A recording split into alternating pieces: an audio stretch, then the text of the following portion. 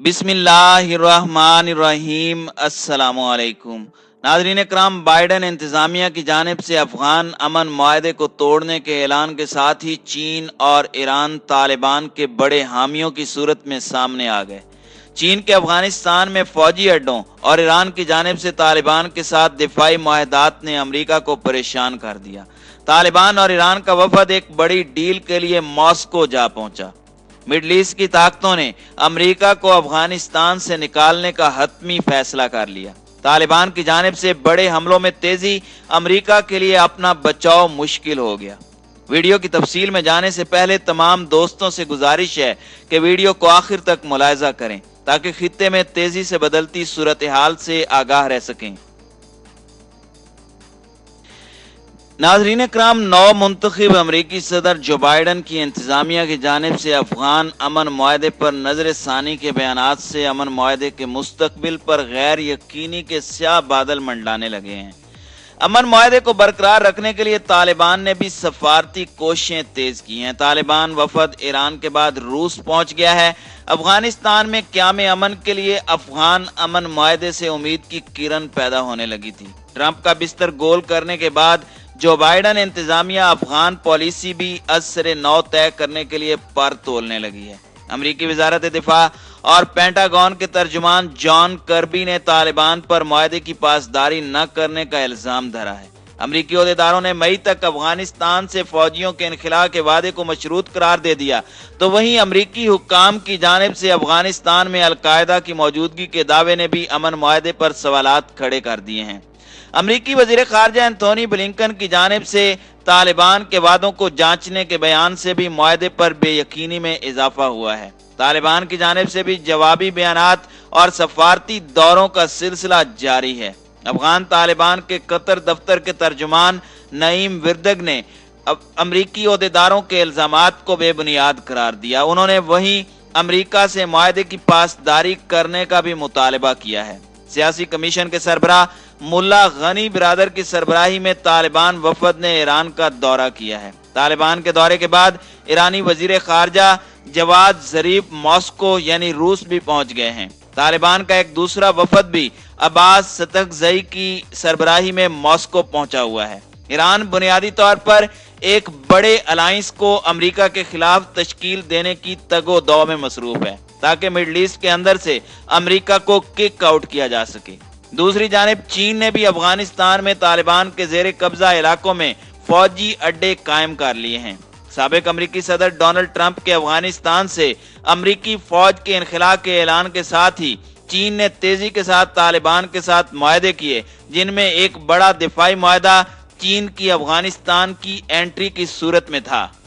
ناظرین اکرام، چین کے فوجی اڈوں کی خبر لیک ہونے پر امریکہ ہائی الرٹ ہو چکا ہے۔ امریکی فوج کے انخلاء کے بعد اگر افغانستان چین کے ہاتھ آ جاتا ہے تو چین پہلے ہی ایران سے معاہدہ کرنے کے بعد مشرق وسطیٰ میں اپنی دھاک جما چکا ہے۔ اس صورت میں وہ مشرق وسطیٰ کے سیاہ و سفید کا مالک بن جائے گا۔ یہی وہ وجہ ہے جس پر بائیڈن انتظامیہ نے افغانستان کو نہ چھوڑنے کا فیصلہ کیا۔ دوسری جانب ایران امریکہ سے اپنے زخموں کا بدلہ لینے کے لیے بے چین ہے اور اسے پتا ہے کہ افغان قوم اپنے آخری سانسوں تک لڑنے والی قوم ہے، اس لیے وہ افغان طالبان کے ساتھ معاہدات کر کے امریکہ کو افغانستان میں قیام کی صورت میں کرارا جواب دینا چاہتا ہے۔ ایران کی اس وقت دو رخی پالیسی ہے۔ ایک طرف وہ کسی طرح سے ایٹمی پروگرام کو مکمل کر کے دنیا میں خود کو ایک بڑی طاقت کی صورت میں سامنے لانا چاہتا ہے، جبکہ دوسری جانب وہ قاسم سلیمانی اور محسن فخری زادے کے قاتلوں کو عبرتناک سزا سے بھی دوچار کرنا چاہتا ہے۔ یہی وجہ ہے کہ ایران اپنے خون ناحق کا بدلہ طالبان کے ذریعے افغانستان میں مقیم امریکی فوج سے لینا چاہتا ہے۔ اس وقت افغانستان جل رہا ہے اور طالبان اور افغان فورسز کے درمیان روزانہ کی بنیادوں پر خون ریز جھڑپوں کا سلسلہ جاری ہے۔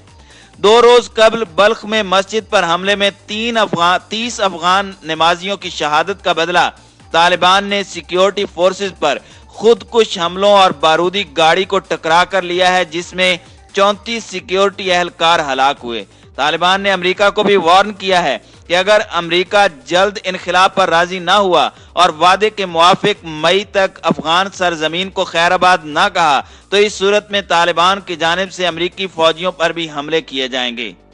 नाज़रीन इकराम, अफगानिस्तान के बहरान के हाल में बड़ा नुक्ता अफगान अमन मुआहदा है। यह मुआहदा अफगान हुकूमत, अफगान तालिबान और अमेरिका की बाहमी इत्तेफाक राय पर मबनी एक दस्तावेज है और इसमें पाकिस्तान का किरदार कुंजी की हैसियत रखता है। माजी में अमेरिका ने पाकिस्तान को बाहर निकाल कर अफगान बहरान का हल तलाश करने की कोशिश की थी जो कारगर न हो सकी। पिछले दिनों अफगान हुकूमत और अफगान तालिबान के दरमियान तहरीरी मुआहदा अमन के तनाजुर में तारीखी अमल था। 18 बरस के बाद अफगान हुकूमत और अफगान तालिबान किसी तहरीरी मुआहदे का हिस्सा बने। अहम सवाल अफगानिस्तान के अमन की मुकम्मल बहाली का है। अफगानिस्तान की बेहतरी का बराह रास्त ताल्लुक पाकिस्तान और इलाकाई इस्तेहकाम से भी जुड़ा हुआ है। अमेरिका की नई सियासी हुकूमत और अमेरिकी सदर जो बाइडन साबिक अमेरिकी सदर ट्रंप की दाखिली और खारजा पॉलिसी में तब्दीलियों का इशारा दे रहे हैं। इनमें अफगान मुआहदा भी शामिल है।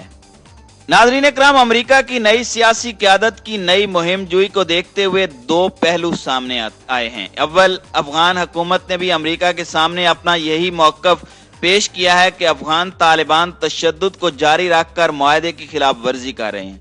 दोम, अमेरिका और अफगान हुकूमत के तर्ज अमल पर जवाबी रद्द अमल तालिबान ने भी दिया है। उनके बकौल अफगानिस्तान में तशद्दुद को बराह रास्त तालिबान से जोड़ना दुरुस्त नहीं, हम मुआहदे के साथ हैं और अगर अमेरिका या अफगान हुकूमत ने मुआहदे की पासदारी ना की या इसे खराब करके हम पर बदइतिमादी की तो इसके संगीन नताइज का सामना अमेरिका और अफगान हुकूमत को ही होगा। अफगान तालिबान के बकौल अमन मुआहदे की बॉल अमेरिका की कोर्ट में है, वही फैसला करे कि उसे जंग और अमन में से कौन सा रास्ता इख्तियार करना है। नाज़रीन इकराम, बज़ाहिर कुछ माह कबल तक ऐसे लग रहा था कि अफगान अमन मुआहदा तमाम फरीकैन की मदद से न सिर्फ आगे बढ़ेगा बल्कि इसके मुस्बत नताइज भी देखने को मिलेंगे। लेकिन अमेरिका में नई सियासी क़यादत के आने के बाद नए शुकूक व शुबहात पैदा हुए हैं जो यकीनी तौर पर अफगानिस्तान में जारी अमन की कोशिशों को पीछे की तरफ धकेल सकती हैं।